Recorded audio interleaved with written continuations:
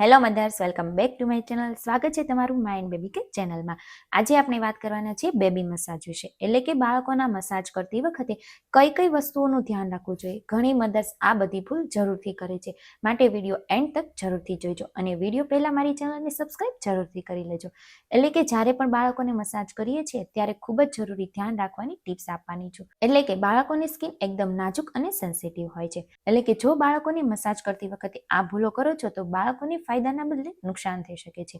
માટે બાળકોને મસાજ કરતી વખતે કઈ કઈ વસ્તુઓનું ધ્યાન રાખવું જોઈએ એ વિશે વાત કરીએ. તો ચલો વિડીયોની શરૂઆત કરીએ. તો નંબર 1 છે કે બાળકોને મસાજ જ્યારે પણ કરીએ છીએ તો તે પહેલાં કોઈ પણ તેલનો ટેસ્ટ બાળક પર જરૂરથી કરી લેવો જોઈએ.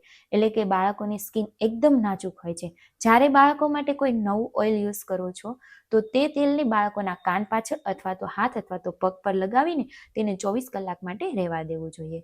જો બાળકોને કોઈ ખંજવાળ, રેશિશ અથવા તો લાલ થઈ જાય છે અથવા તો બાળકોને લાલ લાલ દાણા જેવું થઈ જાય છે તો સમજી લેવું કે બાળકોને તે તેલથી એલર્જી છે. માટે તે તેલ બાળકો માટે જરૂરથી અવોઇડ કરવું જોઈએ અને તે તેલ ત્યારે જ બાળકો માટે બંધ કરી દેવું જોઈએ, એટલે કે તે બેબી માટે સેફ નથી. નંબર 2 છે બાળકોને મસાજ કરતી વખતે તેલ થોડું હળવું ગરમ કરવું જોઈએ.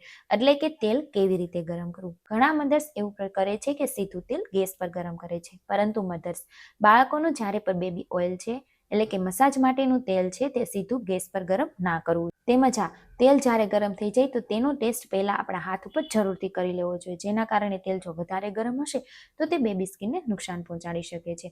માટે હળવું ગરમ થાય ત્યાં સુધી તે તેલ ગરમ પાણીમાં રહેવા દેવું જોઈએ. નંબર 3 છે જ્યારે બાળકોનો મસાજ કરીએ છીએ ત્યારે રૂમનું ટેમ્પરેચર એકદમ મીડિયમ હોવું જોઈએ, એટલે કે ન વધારે ઠંડુ અને ન વધારે ગરમ. જ્યારે બાળકોનું મસાજ કરીએ છીએ ત્યારે એસી અને પંખો હંમેશા બંધ રાખવો જોઈએ, કેમ કે તેની હવા જો ડાયરેક્ટ બાળક પર પડે છે તો બાળકોને વધારે ઠંડી લાગી શકે છે. માટે જ્યારે પણ બાળકોની મસાજ કરીએ છીએ ત્યારે હંમેશા એસી અને પંખો બંધ રાખવો જોઈએ. નંબર 4 છે બાળકોની મસાજ કયા સમયે કરવો જોઈએ. જ્યારે પણ બાળકોને ફીડિંગ કરાવ્યું છે અથવા તો બાળકે જમી લીધું છે તો તેના અડધો કલાક સુધી તે મસાજ ના કરવો જોઈએ. બાળકોના 30 થી 40 મિનિટ પછી આપણે મસાજ કરી શકીએ છીએ. પરંતુ હા, જો બાળક વધારે રડે છે તેમજ તે ચીડચીડિયું બની જાય છે અથવા તો જો બાળક કમ્ફર્ટેબલ નથી લાગતું તો તે સમયે મસાજ બિલકુલ ના કરવો જોઈએ. માટે બાળક જ્યારે ખાઈ લે છે અને 30 થી 40 મિનિટ થઈ જાય છે પછી જ બાળકોની મસાજ કરવી જોઈએ. મસાજ માટેનો જો બેસ્ટ સમય હોય તો તે સવારનો સમય છે. હવે વાત છે કે મસાજ કેવી રીતે કરવો જોઈએ. જ્યારે પણ બાળકોનો મસાજ કરીએ છીએ તો શરૂઆત હંમેશા પગથી કરવી જોઈએ.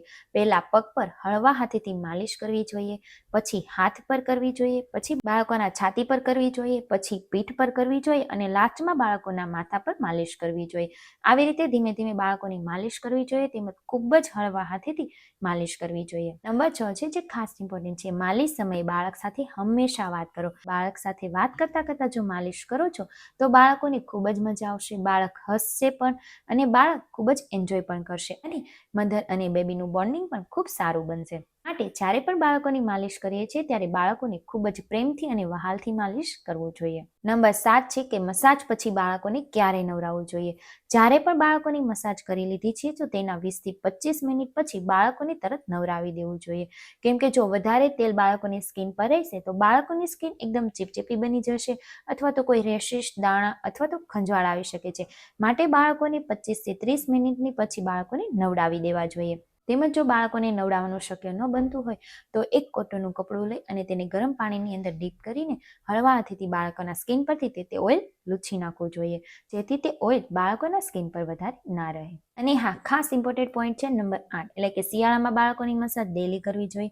તો હા, શિયાળામાં મસાજ બાળકોની કરવી ખૂબ જ જરૂરી છે, પરંતુ જો વધારે પડતી ઠંડી હોય તો તે દિવસે બાળકોની મસાજ અવોઇડ કરી શકીએ છીએ. પરંતુ પોસિબલ હોય તો બાળકોની મસાજ ડેલી કરવી જોઈએ, કેમ કે મસાજ કરવાથી બાળકોના હાડકાં મજબૂત થાય છે, બાળકોની સ્કિન એકદમ નરમ અને સોફ્ટ બને છે, તેમજ ઘણીવાર મસાજ કરવાથી બાળક એકદમ રિલેક્સ ફીલ કરે છે. અને હા, લાસ્ટમાં આપણે જરૂરી ટિપ્સ આપીશ કે જ્યારે બાળકો માટે કોઈ તેલ યુઝ કરીએ છીએ તો એકદમ તે 100% શુદ્ધ તેલ હોય તેવું જ આપણે યુઝ કરવું જોઈએ, જે બેબી સ્કિન માટે એકદમ સેફ હોય, કેમ કે દરેક બેબીની સ્કિન અલગ અલગ હોય છે. એટલા માટે બાળકોને જે તેની સ્કિન પર જે તેલ શૂટ થાય છે એ જ યુઝ કરવું જોઈએ. તો આવા જ નવા વિડીયો જોવા માટે મારી ચેનલને લાઈક કરો, શેર કરો, સબસ્ક્રાઈબ કરવાનું ભૂલશો નહીં. Thank you.